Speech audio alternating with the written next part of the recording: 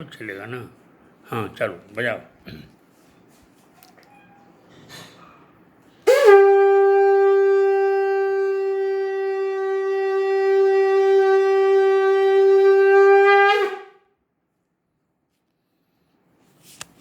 ओम श्री परमात्मने नमः।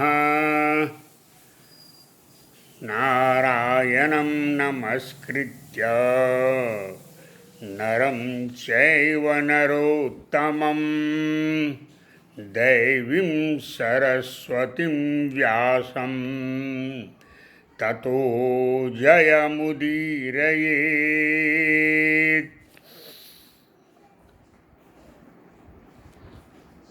पिछले दिनों हमने इस पर चर्चा की थी कि ये भारतवर्ष का पतन क्यों हुआ, और हमें समीक्षा करते हुए सद्गुण विकृति जो समाज के बड़े नेताओं की, बड़े राजाओं की, जैसे गजनी को क्षमा कर देना और उसी प्रकार से कासिम को क्षमा कर देना, और ये परंपरा एक प्रकार से ये विकृति बन गई।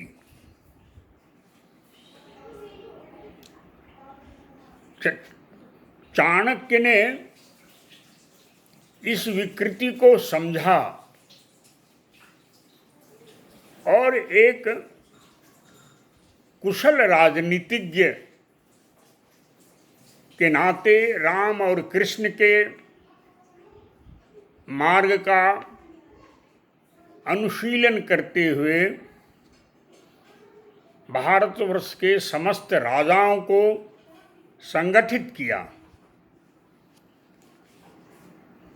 वास्तव में हमारी ज्ञान परंपरा में प्रवृत्ति मार्ग और निवृत्ति मार्ग, प्रवृत्ति मार्ग मतलब लौकिक दृष्टि से आचरण करना, और निवृत्ति मार्ग मतलब हम आध्यात्मिक दृष्टि से ध्यान धारणा और अंतर्मुखी होते होते मोक्ष के अनुसंधान में लग जाते हैं।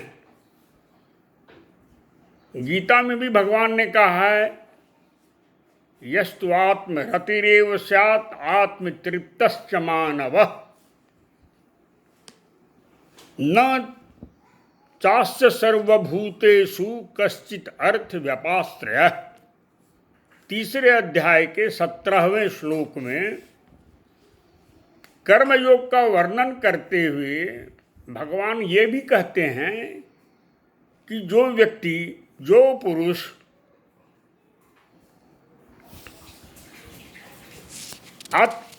यस्त्वात्म रतिरेव स्यात्, माने जो अपने में ही,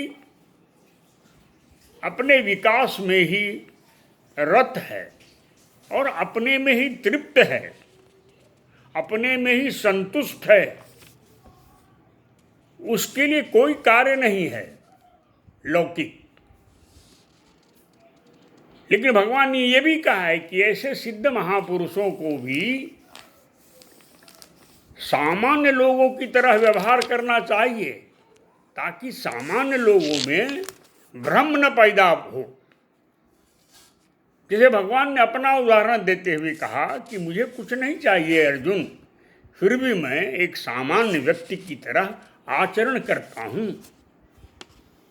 तुम्हारा रथ का वाहक हूँ मैं, तुम्हारे घोड़े की सेवा करता हूँ, घास खिलाता हूँ, उसे चोट लगती है तो उसके घाव पर मरहम टीका भी करता हूँ, सेवा करता हूँ। क्यों? कि अगर मैं काम न करूँ सामान्य लोगों की तरह तो ये सृष्टि नष्ट भ्रष्ट हो जाएगी। उत्सीदेरिमे लोगा न कुर्याम कर्म चेदम शंकरश्च च कर्ताम उपहन्याम इमाम प्रजा। इस प्रजा को संपूर्ण प्रकार से नष्ट करने का मैं कारण बन जाऊंगा। इसलिए ये ठीक है कि सिद्ध पुरुष के लिए कोई कार्य अकार्य की जरूरत नहीं है, लौकिक व्यवहार की भी जरूरत नहीं है, लेकिन भगवान ने उनसे भी आग्रह किया है कि आप भी साधारण सामान्य पुरुष की तरह आचरण करें। तो मैं ये बोल रहा था कि ये जो सद्गुण विकृति है, इसका निर्णय कौन करेगा कि ये अच्छा है? ये विवेक किसके पास है? तो इसका भी एक कार्डिनल प्रिंसिपल्स भगवान ने गीता में दिया है। क्या है कि जिसके जीवन में स्वार्थ न हो, अहंकार न हो, और अगर अर्जुन बिना स्वार्थ और बिना अहंकार के तुम युद्ध करते हो, चाहे संपूर्ण ब्रह्मांड की भी हत्या हो जाए, तुम्हारे कपड़े में पाप के एक छींटे नहीं पड़ेंगे खून की। ये बड़ी ऊंची कल्पना है, दुनिया की बौनी दृष्टि यहां नहीं पहुंच सकती है। बिना स्वार्थ के युद्ध का कोई कल्पना नहीं कर सकता है पश्चिम के लोग। ये हिंदू चिंतन की पराकाष्ठा है। राम ने युद्ध किया, हिंसा हुई, कृष्ण ने भी युद्ध किया, हिंसा हुई, लेकिन हस्तिनापुर साम्राज्य को छोड़कर वो द्वारका चले गए, सोने की लंका छोड़कर भगवान राम अयोध्या चले आए। क्या मतलब है इसका? कि उनके जीवन में स्वार्थ नहीं था और ना अहंकार था कि मैंने जीता है, मेरे कारण जीत हुई है। और हिंदू तत्वज्ञान में हमेशा अहंकार को समाप्त करने के लिए पौराणिक कथाओं में, ऐतिहासिक कथाओं में अनेक वृत्तांत हैं। होता है, हम सामाजिक जीवन में जब काम करते हैं, सफलता मिलती है, तो हमको लगता है मेरे पुरुषार्थ के कारण सफलता मिली है।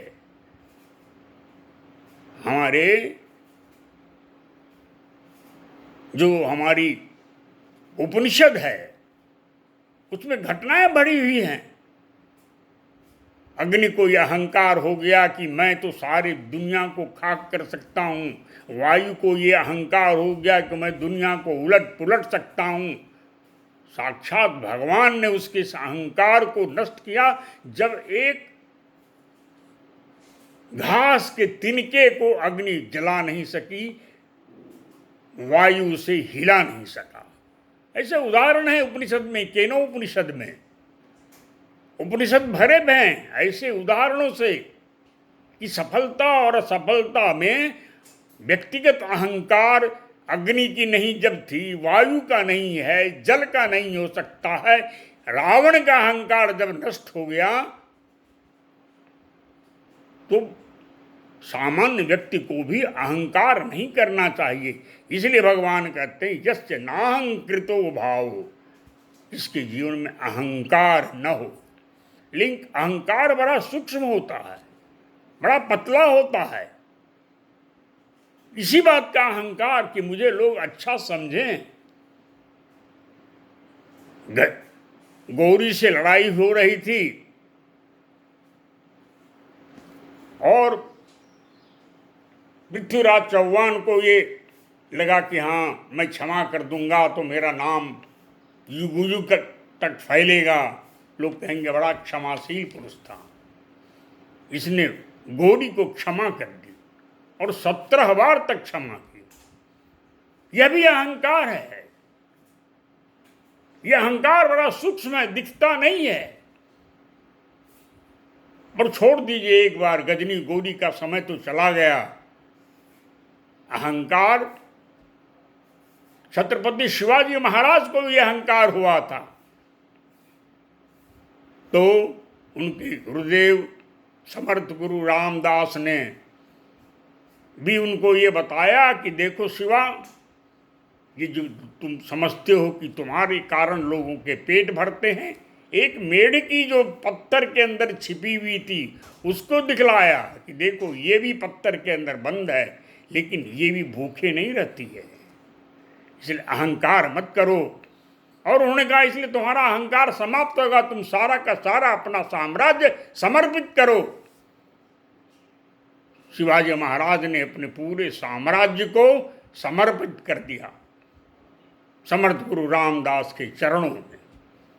ठीक है कि बाद में समर्थ ने उनको कहा कि तुम ट्रस्टी बन के इस साम्राज्य का राज्य चलाओ, लोक कल्याण करो, अन्याय का समाप्त करो, पीड़ित जनता की सेवा करो और दुष्टों का दलन करो। लेकिन इतिहास में ऐसी भी घटनाएं हैं जब अपने अहंकार, सूक्ष्म अहंकार की पूर्ति के लिए लोगों ने गलत निर्णय लिया। गांधी जी महान पुरुष थे, बहुत बड़े तपस्वी थे, लोक सेवा का उन्होंने संकल्प लिया था, अपना उनके जीवन में स्वार्थ नहीं था, कोई बैंक बैलेंस नहीं बनाते थे गांधी जी। भारत की परंपरा, भारत की संस्कृति के प्रति उनको अक्षुण्ण निष्ठा भी थी, लेकिन उनको इस बात का सूक्ष्म अहंकार था कि मैंने जो निर्णय लिया है उस निर्णय पर सबको चलना चाहिए।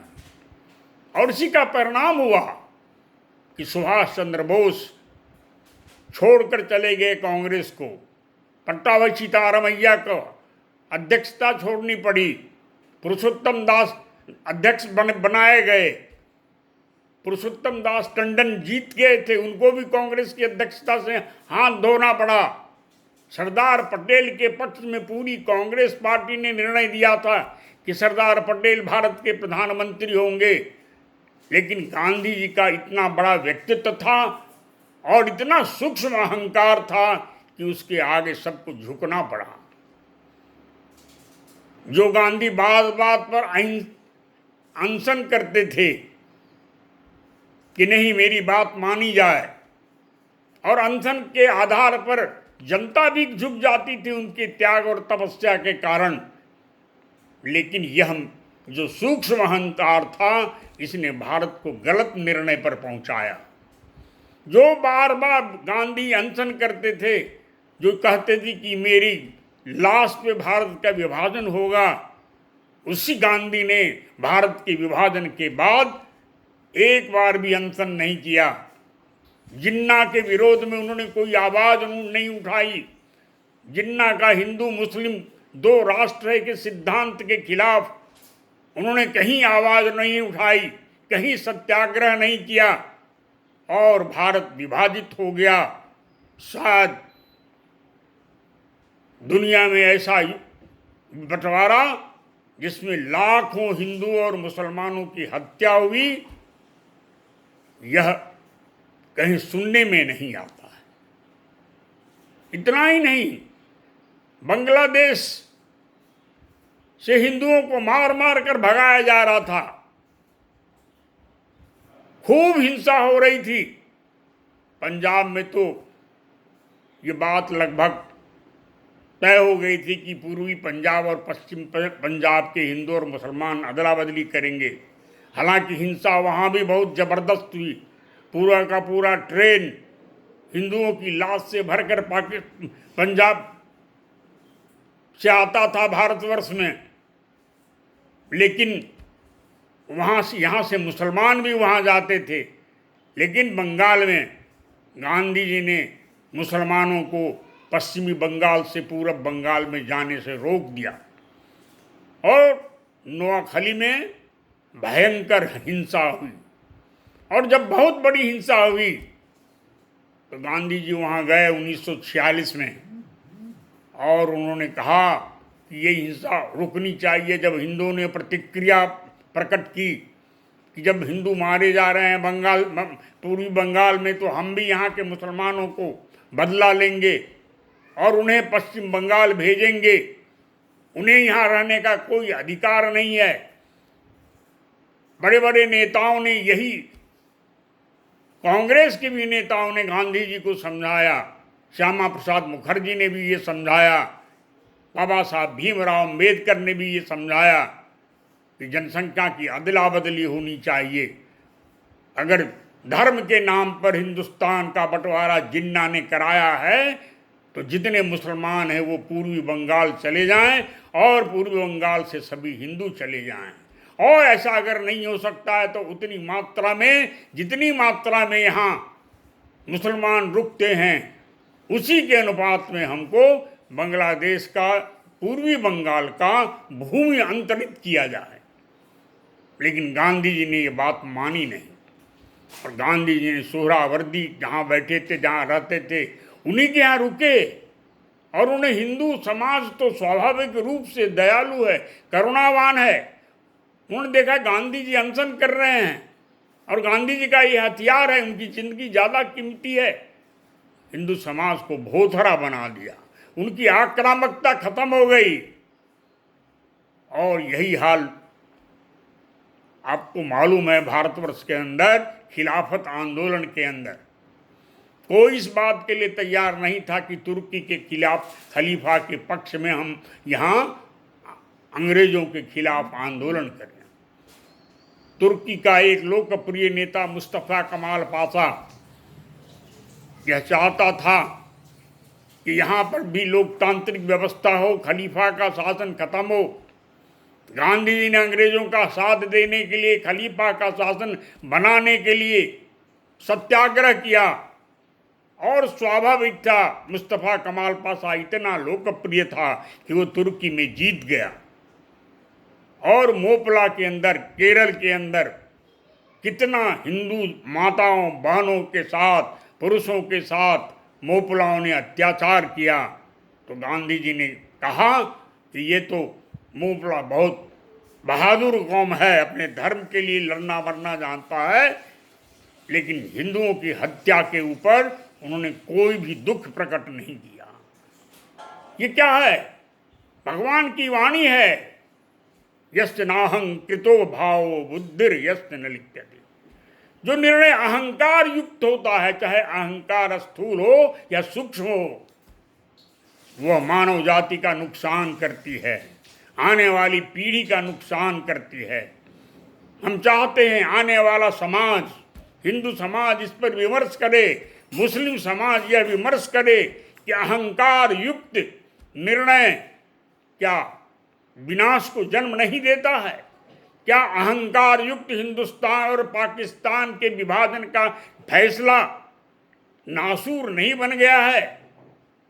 क्या हिंदुस्तान पाकिस्तान का विभाजन सदियों तक हिंदुस्तान और हिंदू और मुसलमानों के बीच कटुता का वातावरण निर्माण नहीं कर रहा है? क्या आज भी कश्मीर में हिंदू घाटी में, कश्मीर की घाटी में हिंदू विहीन समाज नहीं हो गया है? क्या आज भी बांग्लादेश से बेचारे हिंदू मारकर भगाए नहीं जा रहे हैं? क्या पाकिस्तान की जनसंख्या हिंदुओं की घटकर 1% से भी कम नहीं रह गई है? और ये सब हुआ है गांधी जी के उस महीन अहंकार के कारण, और ये सब हुआ है भगवान कृष्ण की उस वाणी को ठीक प्रकार से नहीं समझने के लिए। इसलिए भगवान ने कहा है, अर्जुन तुम अहंकार रहित होकर युद्ध करो, स्वार्थ मत करना। तुमको इंद्रप्रस्थ का राज्य मिलेगा, हस्तिनापुर पर तुम अधिकार मत जमाना, तुम महिलाओं पर अत्याचार मत करना, और कहीं भी अहंकार नहीं करेगा। और जहां भी अर्जुन ने अहंकार के लक्षण दिखाए, भगवान ने उसके अहंकार का दमन किया है। इसलिए जो सिद्ध पुरुष हैं, जो विवेक है, उसकी कसौटी है स्वार्थ और अहंकार का न होना। आज मैं इतनी बात कह के आपके सामने अपनी बात समाप्त करता हूँ। कल मैं यह बताऊँगा कि अहंकार और स्वार्थ को नष्ट करना कैसे किया जाए, हिंदू जाति ने इस पर कैसे विचार किया है। यह सिर्फ भाषण से नहीं होगा, यह सिर्फ गीता पाठ करने से नहीं होगा, यह अत्यंत कठिन काम है और इसके लिए सतत साधना चाहिए। और साधना के तरीके भगवान ने स्वयं बताए हैं। तुलसीदास ने बताया है, महापुरुषों की महामालिका है, जिसने बताया है स्वार्थ और अहंकार को समाप्त करने के लिए सत्संग चाहिए और भगवान की भक्ति चाहिए। उपनिषद यही गा रहे हैं, चारों तरफ वेद गा रहा है कि अपने अहंकार और स्वार्थ के लिए सत्संग करो और ईश्वर की भक्ति करो। और बिना ईश्वर की भक्ति से अहंकार समाप्त नहीं होता है। अहंकार सबको होता है और ये सबसे बड़ी बीमारी है। तो आइए हम आज संकल्प लें कि अपने विवेक का उपयोग हम करेंगे, लेकिन अपने स्वार्थ के कारण नहीं। और स्वार्थ बड़ा महामायावी है। ये स्वार्थ और अहंकार महामायावी है।